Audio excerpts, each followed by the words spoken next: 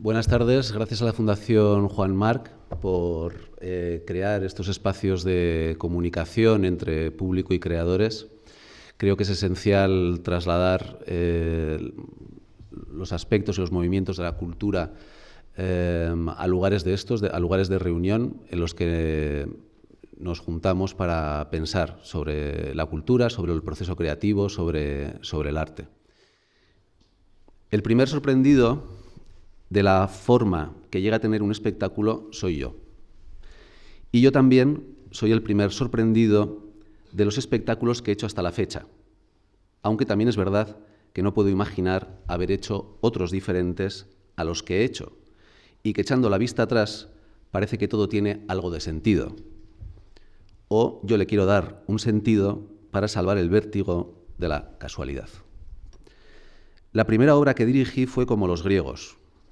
Y antes de seguir me gustaría decir que estoy pensando que esta conferencia tiene algo de testimonio de un testigo, como si yo no fuese más que un observador de lo que me pasó a mí, pero al mismo tiempo me gustaría que fuese una confesión o una reflexión cargada con toda la emoción posible. Decía que la primera obra que dirigí fue Como los griegos, de Stephen Berkoff. Yo estudiaba cuarto de dirección y Como los griegos era mi montaje de final de carrera. Estamos en el año 99 y 2 años antes, en la biblioteca de la Escuela Navarra de Teatro, Maite Pascual, su directora entonces, sacó de una estantería el libreto de esta obra que yo aún no había leído. Esta imagen la tengo en el recuerdo como una imagen fundacional, como un momento en el que comenzó algo. No tiene interés por sí misma, pero sí lo tiene por el valor que le doy yo.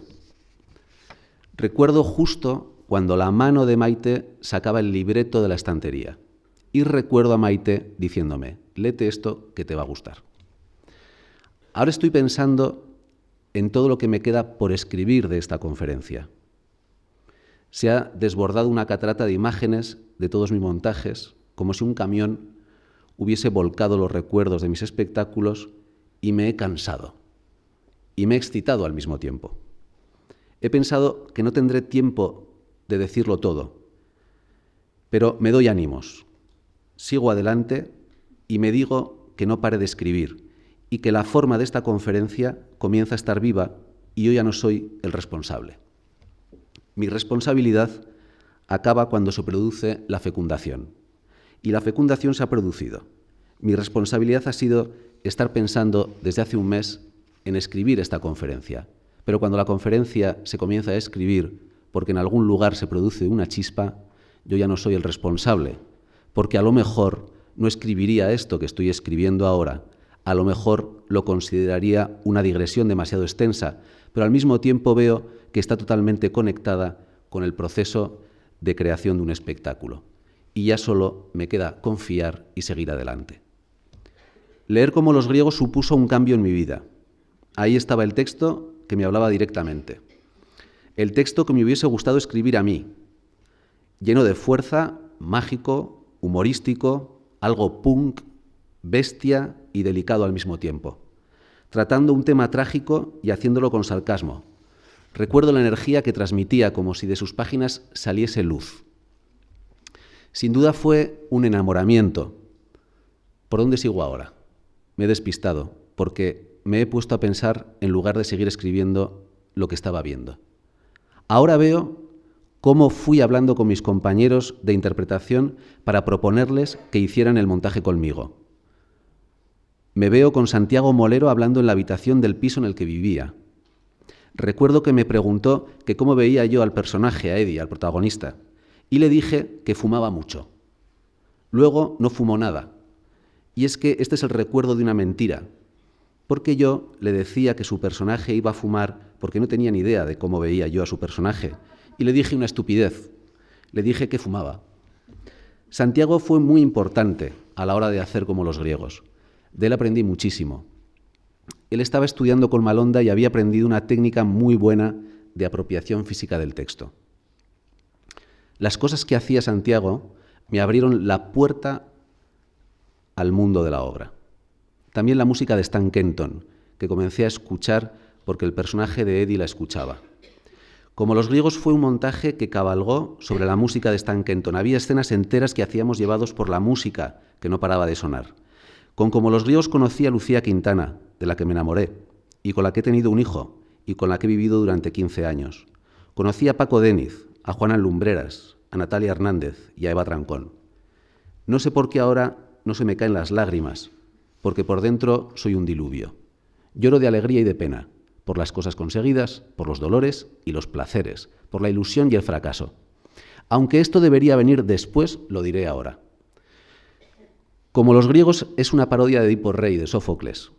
O mejor, es algo más que una parodia, es una historia basada en el mito de Edipo, pero se diferencia del Edipo de Sófocles en que el protagonista, Edi, al descubrir que ha matado a su padre y que está enamorado de su madre, reacciona diciendo que qué más da, que por qué se va a torturar, que él pone por encima de todo el amor y que si se da la casualidad de que la mujer a la que ama es su madre, pues qué se le va a hacer. Ahora, al mismo tiempo que escribo esta conferencia, estoy preparando la versión de Edipo Rey de Sófocles que dirigiré esta primavera con el Teatro de la Ciudad y que estrenaremos junto con la Antígona de Miguel del Arco y la Medea de Andrés Lima. Digo todo esto para desvelar o para contar que en estos momentos estoy cerrando un círculo de la espiral de mi vida, de creador y de mi vida en general, que no se pueden separar, aunque a veces me haga la ilusión de que son cosas diferentes, pero de esto hablaré más tarde. Y cuento todo esto porque en el Edipo van a estar Juana Lumbreras, Natalia Hernández, Eva Trancón y Paco Déniz, con los que comencé mi vida en el arte, y que aunque no esté Lucía Quintana, es como si lo estaría. El estaría mal puesto es un chiste de uno de mis espectáculos, del sí pero no lo soy. Y que estén ellos y que esté Elena González, que se unió a la banda con Risas y Destrucción, quiere decir que soy una persona de familia y amigos, que le doy un valor enorme a la confianza y a la trayectoria, y que mi vida se funde con mi trabajo porque son lo mismo, aunque no son lo mismo del todo. Y esto es algo que he aprendido recientemente y que tiene que ver con la forma. Al escribir y al dirigir se produce una paradoja, o a lo mejor no es una paradoja.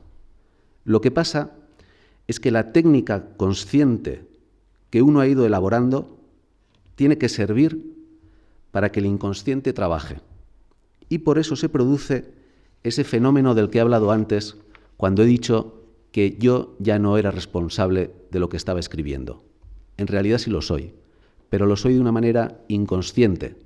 Tengo que dar el mando a una parte de mi cerebro que la mayor parte del día funciona a su aire, sin que yo me relacione con él.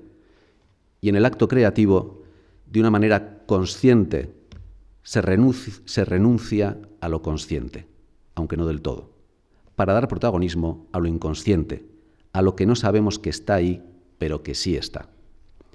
La técnica, el trabajo consciente, sirve para entrenar al inconsciente. Cuanto mayor es la técnica, mayor es el sentimiento de libertad, porque el motor inconsciente es potente, está desarrollado, crea asociaciones, está fértil, produce lo que no podíamos ni imaginar de manera consciente. Pero es siempre la parte consciente la que se distancia y juzga, va midiendo, cortando, saltando y agarrando. Así que forman una pareja de la que es muy difícil saber dónde acaba uno y comienza el otro. Todo esto lo cuento porque para poder dejar que fluya lo inconsciente es necesario un trabajo intenso, meticuloso, paciente, difícil y agotador de aprendizaje de la técnica, algo que es todo lo contrario al automatismo. Lo automático es todo lo que hacemos sin ser conscientes y que hemos aprendido de manera inconsciente. El automatismo es, por lo tanto, la inconsciencia absoluta y, sin embargo, da sensación de ser lo que hacemos porque las cosas son así y hay que hacerlas así. El automatismo tiene que ver con las formas aprendidas o copiadas de manera inconsciente.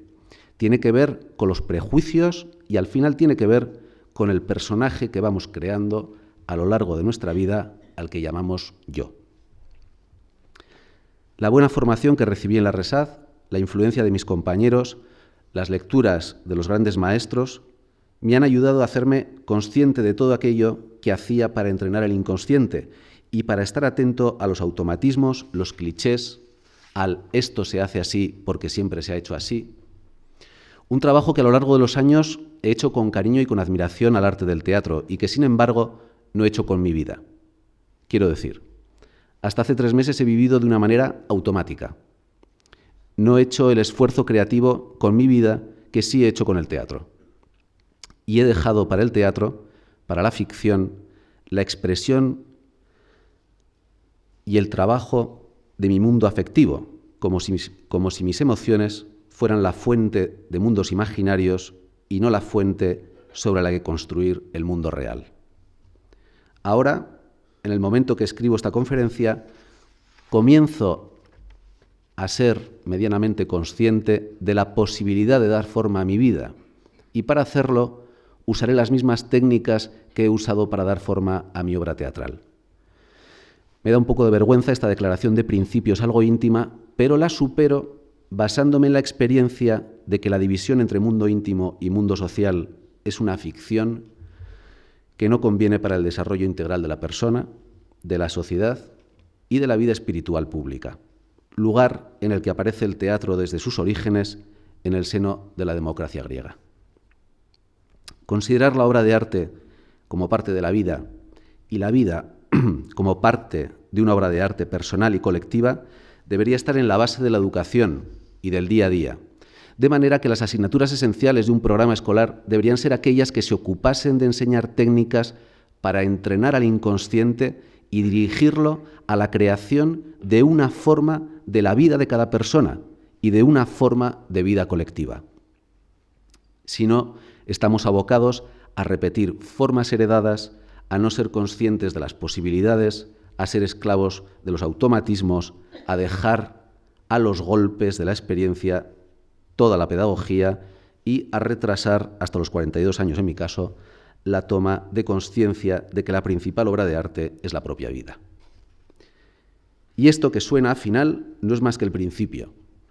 Y si he empezado por donde me hubiese gustado acabar es porque desde hace unos años he descubierto que cuando tienes algo que contar, lo mejor que puedes hacer es contarlo al principio. Pensamos falsamente que si tenemos algo que decir, nos lo tenemos que reservar para el final, porque le damos un valor falso y hacemos una introducción que nos va llevando hasta la joya escondida. Por eso, cuando acaban muchas obras de teatro, películas y novelas, tenemos la sensación de que es ahí donde deberían empezar. Y no estamos equivocados, porque probablemente es ahí donde lo deberían haber hecho. La razón por la que se reserva lo que queremos decir para el final es porque tenemos miedo o creemos que luego no tendremos nada que decir. Pero eso suele ser falso. Lo que pasa es que no sabemos qué vamos a decir, porque ahí es donde comienza el verdadero acto creativo, el genuino y original momento en el que comenzamos a contar lo que no sabíamos. Por eso me interesa el arte como una forma de conocimiento, de investigación. Lo que uno tiene que decir es el rompehielos que sirve para avanzar, pero no es el final del camino. El camino y el lugar de llegada, si lo hay, tienen que ser desconocidos para que exista la aventura y para que la excitación del riesgo no decaiga y para que la imaginación trabaje enfrentándose a obstáculos que no pensaba encontrarse. Después de Cómo los griegos escribí junto a Juan González y a Juan Antonio Lumbreras Carrusel Palace. Era una parodia de la película Asalto al Banco de Inglaterra, de Gentleman League. El doblaje de la película es literal del inglés y la película está llena de juegos de palabras, así que el doblaje es surrealista. Hay diálogos en los que te tiras por los suelos de la risa. Nosotros cogimos ese estilo surrealista y lo usamos para hacer Carrusel Palace, que es el nombre del tío vivo que hay delante del Ayuntamiento de San Sebastián. Aquel espectáculo lo hicimos para reírnos. Ese era nuestro objetivo vital, reírnos continuamente. Estábamos juntos para reírnos y ahora creo que no di valor suficiente a aquella risa mágica, que no fui consciente del valor esencial, vital que tenía y que no la seguí cultivando tanto como me hubiese gustado. Así que tomo nota y apunto a hacer un espectáculo para no parar de reírnos. Después de Carrusel vino Cuscús y Churros. Esta fue la primera obra que escribí de manera individual, aunque al principio comencé a escribirla con Juana en Lumbreras. Cuscús y Churros la escribí porque los derechos para hacer otra obra de Berkov eran carísimos. Yo siempre había escrito prosa. Escribía desde pequeño, de hecho no recuerdo cuándo comencé a escribir. Y a escribir teatro comencé en la Resaz. Nunca había escrito una obra larga y las herramientas que tenía eran muy rudimentarias. Las herramientas conscientes, claro, porque las inconscientes eran muchísimas y estaban entrenadas, aunque yo lo desconocía. Un entrenamiento que venía de la interpretación y de la dirección y que demuestra que el arte del teatro es un todo y que por eso los grandes dramaturgos, muchos de ellos, han sido primero actores o lo han continuado siendo mientras escribían. Quiero decir aquí que en aquella época, de todas mis influencias, la esencial era los Monty Python y que a mí me hubiese gustado tener una banda como la de los Monty Python y que fue algo en lo que no puse todo el esfuerzo posible, así que anoto recuperar el sueño de parecernos a los Monty Python. Cuscús y Churros tiene algo de la vida de Brian, una aventura loca, llena de humor, tragedia y romanticismo, y ahora continúo con algo que he comenzado antes y que no he desarrollado. Como veía que me faltaban herramientas para escribir una obra larga, cogí un libro que se llama Cómo convertir un buen guión en un guión excelente y me lo estudié de cabo a rabo.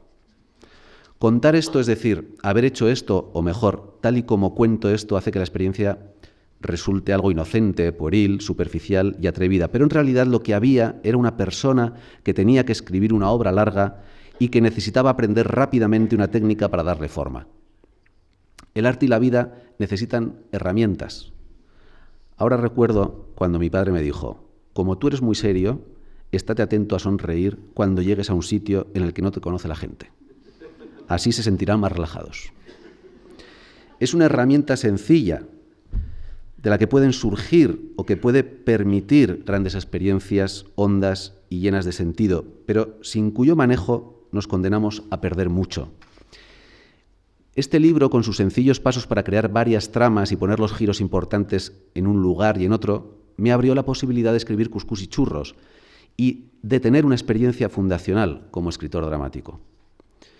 Después de esto comencé a trabajar como guionista en una sitcom para Telemadrid. Como guionista aprendí a crear tramas, a construir estructuras y personajes, y aprendí sobre todo de mis compañeros, pero como autor teatral tuve una gran crisis. No me gustaba lo que escribía. Las ideas que tenía me resultaban falsas, no las reconocía como propias, no me divertía. Pero me di cuenta de que las cosas que escribía por escribir, a las que no daba ninguna importancia y que no pretendía que fueran a ningún lado, me interesaban mucho más. La nueva forma estaba apareciendo de manera tangencial, se estaba creando en un margen, en un borde, en el terreno de lo inútil, de lo marginal, de lo que se hace por hacer, de lo que pensaba tirar nada más escribir, de lo que escribía por desahogarme y que no pretendía enseñar a nadie. Aquí de nuevo aparece el grupo, la banda, para sintetizar mis experimentos y para que aquello cuajara. Miguel Brieva, Juana Lumbrera, Silviana Anclares y yo nos juntamos con el firme propósito de escribir un capítulo piloto de un programa de humor para la televisión que se iba a llamar La Gran Aventura Humana. Y tomo nota, ¿por qué abandonamos aquello? Escribir aquel capítulo me sacó de una trayectoria por el desierto que duró casi 4 años y me sacó, como en una buena estructura, del peligro de la depresión en el último segundo. Escribir sketches tenía sentido, esa fue la conclusión. Es muy extraño que hubiese llegado tan tarde a darme cuenta, porque el Flying Circus de los Monty Python eran sketches y TD Teatre había hecho hombres y el show de los teleñecos, que era lo que más me gustaba cuando era pequeño, eran sketches. Pero aquí entra el mundo de lo que debe ser. Como yo quería ser un autor, tomado en serio, debía escribir algo largo y serio.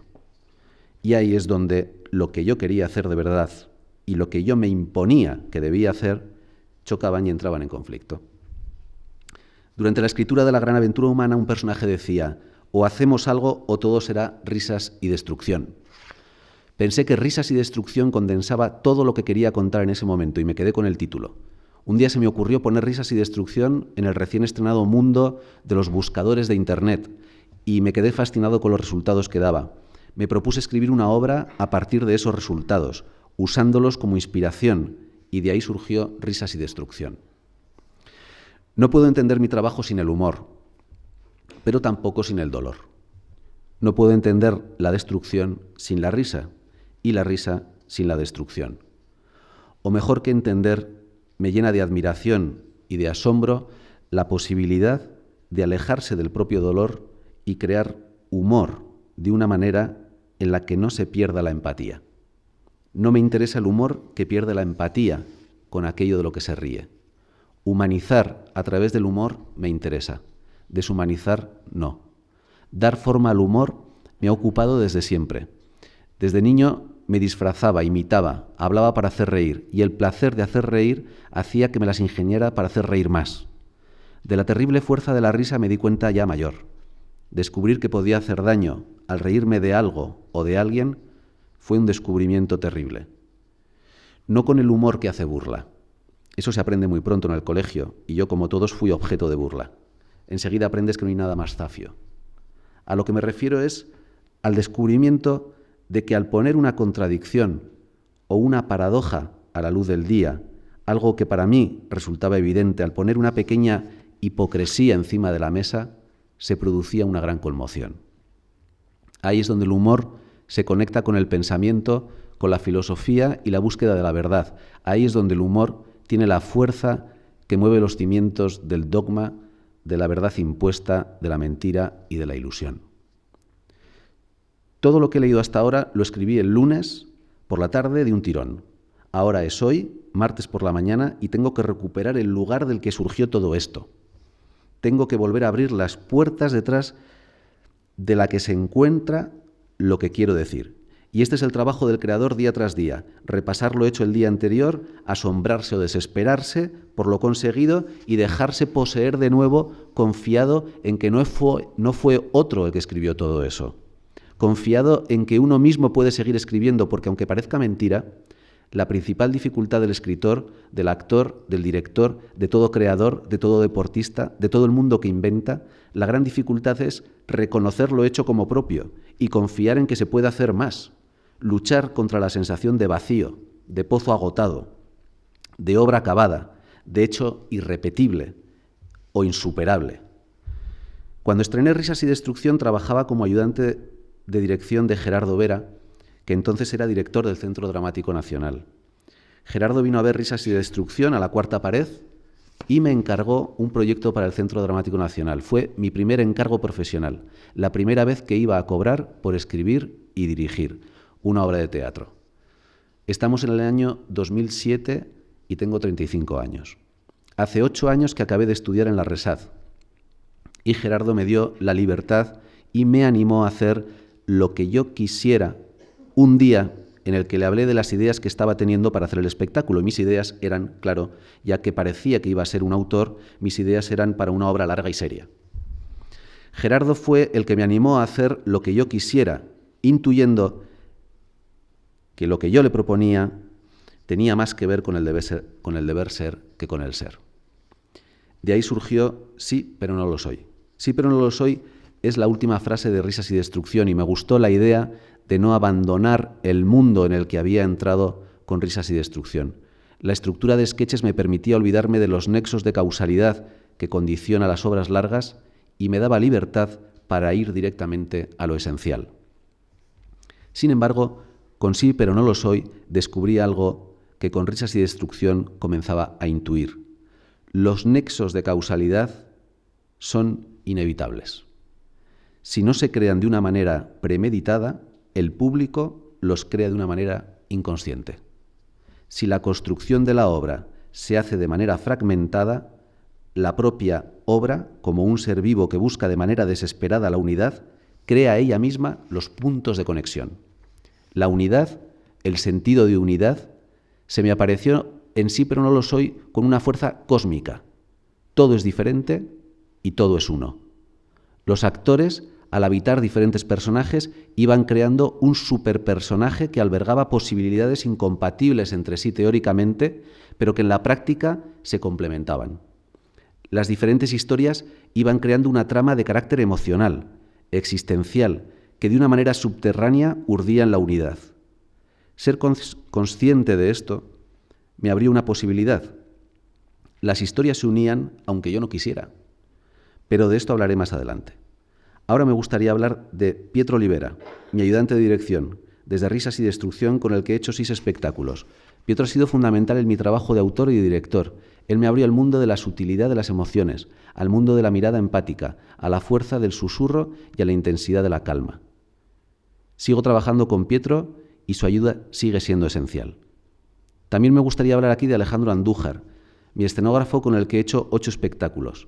Alejandro convirtió la Sala de la Princesa de María Guerrero en una sala de fiestas de los años 60, un milagro visual y espacial al que no me he ido acostumbrando a lo largo de los años y que me sigue llenando de fascinación. Los espacios de Alejandro, el trabajo que hacemos juntos, su visión de mis obras, me ha permitido y me ha animado a luchar por llegar a encontrar formas definidas y esenciales, a evitar lo general, lo visto y lo sabido. Los espacios de Alejandro se han convertido en los iconos de mis obras. La sala de fiestas de Sí pero no lo soy, el bosque de Días estupendos, el cielo de Delicadas, la inmensidad blanca de En la luna, el azul de Esperando a Godot, la oficina desierto de aventura y la ventana de la calma mágica. Sí pero no lo soy me abrió al mundo profesional. Las TED Teatre, a través de su maravilloso productor, Daniel López Oros, se pusieron en contacto conmigo para encargarme un proyecto. De esta unión con las T surgió Delicadas. El riesgo a la hora de buscar la forma necesaria en cada momento no es responsabilidad solo de los creadores. También lo es de los productores. Hay productores que se arriesgan, como hay artistas que se arriesgan y otros que no. La forma necesaria no tiene que ver con estilos, ni con géneros, ni con clásicos, ni con contemporáneos.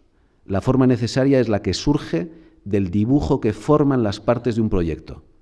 Algo que se desconoce hasta que no entra el público en la sala y que pone a los inventores frente al abismo.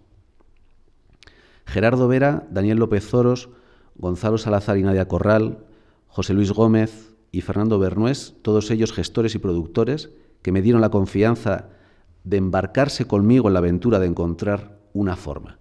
Sin ellos mi trabajo no hubiese sido posible.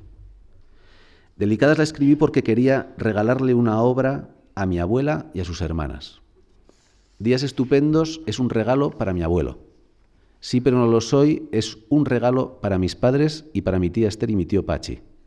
En la luna es un regalo para Lucía, para nuestro hijo Juan y para mi hermano. La calma mágica es un regalo para mi padre. Aventura es un regalo para mí. El placer de inventar para otros no tiene límites. Crear para expresar todo lo que no se puede decir ni se puede escribir da sentido a mi teatro. Trabajar por amor da alegría a los días.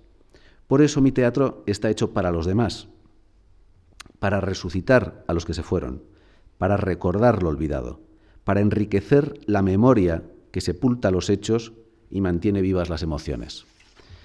Días estupendos se estrenó el 23 de septiembre de 2010 y Juan nació el 30 de septiembre de 2010. La emoción fértil de la alegría por esperar un hijo está en la función, el verano que recoge frutos y disfruta de la naturaleza, el misterio de la vida rebosante, la abundancia y la plenitud están en Días estupendos. También la ansiedad y la angustia, lo que debería ser y no es, también la brevedad del tiempo y la excitación por consumir hasta el último segundo. Después mi padre se puso muy mal. En la luna fue la manera de hacer las paces con él, de encontrarme con él en la memoria compartida, de viajar juntos a recuerdos que nos unían como la maravillosa tarde en la que después de haber sido testigo del atraco a un banco, 2 policías de paisano le despertaron de la siesta para tomarle declaración en comisaría y él se negó a acompañarlos porque no hay más que abrir el periódico para saber lo que pasa en las comisarías. Y consiguió que los policías se fueran a buscar papel oficial y le tomaran declaración en su despacho usando su máquina de escribir. Recordar aquella anécdota, sintetizar el espíritu de la admiración sin esconder su obcecación, cuenta la violenta resistencia del personaje, pero la dulcifica por producirse ante la policía, lo hace valiente y lo hace loco. No hay que olvidar que esto pasó en Pamplona en 1987. Es pues el material con el que me gusta trabajar, el material del misterio, del dolor, del humor, de la contradicción entre la rutina de lo cotidiano y la incesante sorpresa de lo cotidiano. Me gusta contar lo sagrado que habita en la anécdota. Después de hacer 5 obras de sketches, un día descubrí cómo podía hacer una obra larga sin aburrirme, sin pensar en los nexos de causalidad. O mejor dicho, un día me atreví, a ver cómo lo cuento, me he distraído el timbre de la puerta. Aventura iba a ser otra obra de sketches, pero se convirtió en una obra larga. Ella sola no formaba parte de un plan, no lo habías pensado como posibilidad. Hay preguntas que no tienen respuesta. Hay zonas misteriosas y desconocidas que tengo que aceptar. Dar respuestas por negarse a no tener una explicación solo crea más confusión. Yo tenía una anécdota. Una amiga me había contado que su jefe le había dicho que su empresa la iban a comprar unos chinos. Pensé que ese sería el primer sketch de mi nueva obra, pero al escribirlo aparecieron personajes que querían ocupar más tiempo y más espacio, que se instalaron en mi imaginación como estaban instalados en su oficina, que querían tejer una red. Lo único que hice fue no resistirme y no crear nexos de causalidad entre las escenas si las propias escenas no los creaban. Es decir, no hacer un plan premeditado que ahogase aquello que quería escribir, no hacer depender el sentido del orden. Creo que esto es lo que mejor define el problema. Forzar un orden debilita el sentido. Confiar en que muchos sentidos juntos crean un orden da como resultado una forma llena de hondura y de mundos tangenciales que le dan dimensión. Desde luego, hablo de mi experiencia personal, que no quiero extrapolar a otros escritores. La manera de sentir y de pensar de cada uno requiere herramientas particulares que pueden ser utilizadas por aquellos que comparten los problemas, pero no por los que consideran esos problemas como ajenos. Con La calma mágica pasó lo mismo. Cada mañana escribía la historia que me apetecía y confiaba en que al final todas estarían conectadas. Solo me dejo guiar por la necesidad de saber más sobre alguna historia o algún personaje. Intento obviar lo que me restringe el placer de la libertad y la diversión. Me agarro a lo que me produce alegría y me descubre nuevos mundos. Intento que el acto de escribir me recorra como un juego que no tiene fin. Igual que he escrito esta conferencia confiando en que al final tuviera sentido. De la misma manera, me despierto cada mañana confiando en que lo poco que haga, sumado a los otros pocos de los otros días, tenga al final sentido. Y si no lo tiene, al menos he confiado. Para acabar, me gustaría leer estas palabras de Jacques Copeau como una manera de definir un objetivo vital. Así me gustaría encontrarme dentro de 10 años. Dice Jacques Copeau: ¿acaso no es mucho tener 50 años todavía, la flor de la vida, y encontrarse entero, absolutamente libre, como el amor quiere ser, libre para contemplar todos los problemas del teatro sin pasión personal, sin amor propio profesional, libre de no servir a la propia gloria, sino al arte en sí mismo, y solamente al arte, y a poco que lo deseen, a todos cuantos se dedican a él? Muchas gracias.